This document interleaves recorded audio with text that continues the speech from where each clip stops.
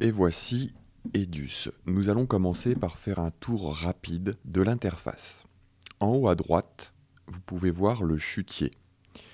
C'est une sorte de boîte à chaussures dans lequel nous allons pouvoir mettre tous les éléments, appelés clips, qui seront utilisés dans le montage.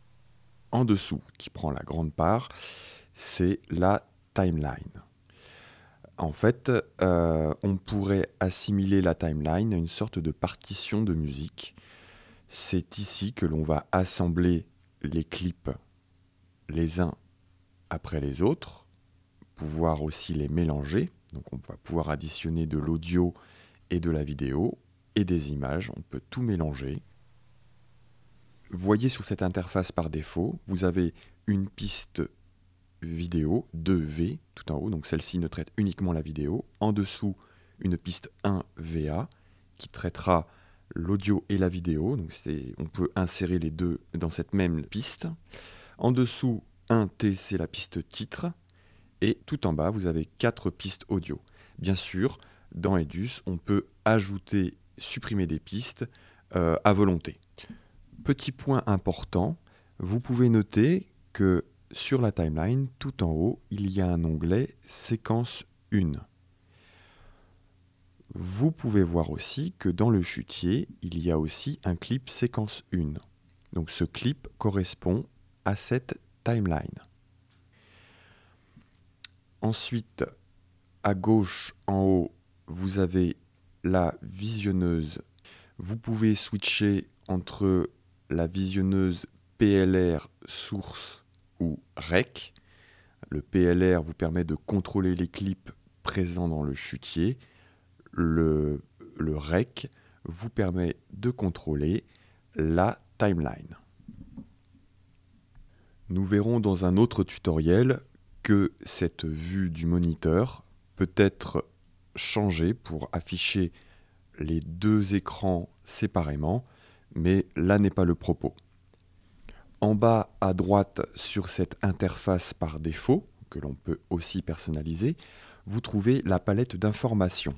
Alors c'est une palette qui est assez pratique et est essentielle au fonctionnement d'Edus. Alors on ne va pas trop rentrer dans les détails, mais elle apporte des informations aux clips présents sur la timeline et elle vous permet aussi de contrôler les filtres que vous pourrez mettre sur les clips.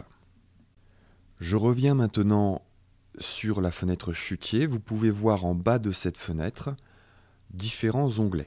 Alors vous avez l'onglet chutier, donc dans lequel on va mettre les éléments clips, vidéo, images, sons qui seront utilisés dans le montage. Vous avez ensuite un onglet effets, donc c'est là où sont stockés tous les effets du logiciel, que ce soit des filtres ou des transitions. Ensuite, marqueurs de séquence, ce sont des points de repère que l'on peut mettre sur la timeline. Donc ça, à voir ultérieurement. Par contre, le quatrième onglet, navigateur de source, est assez important dans le sens où c'est le point de rencontre, d'interaction entre tout ce qui va être source carte mémoire de nos caméras actuelles et Edus. Notez bien tout en haut, nous avons accès aussi au CD DVD audio. Voilà, on verra après comment tout cela fonctionne. Avec un petit plus pour la version 8, un accès au Grass Valley Browser, dont je vous ai parlé très brièvement tout à l'heure, mais là c'est pareil, on y reviendra plus tard. Avant de commencer, j'aimerais attirer votre attention sur le fait qu'Edus possède une interface entièrement personnalisable. Donc il est tout à fait possible de déplacer les fenêtres et les palettes du logiciel.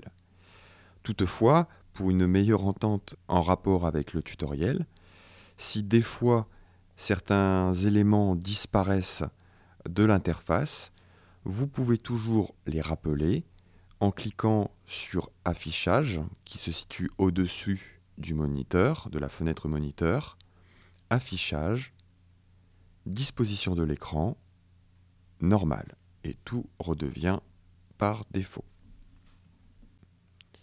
Ici, vous pouvez voir qu'en positionnant ma souris sur les lignes entre les fenêtres et d'un clic gauche de la souris, en tirant l'interface, je peux agrandir ou réduire les fenêtres toutes ensemble.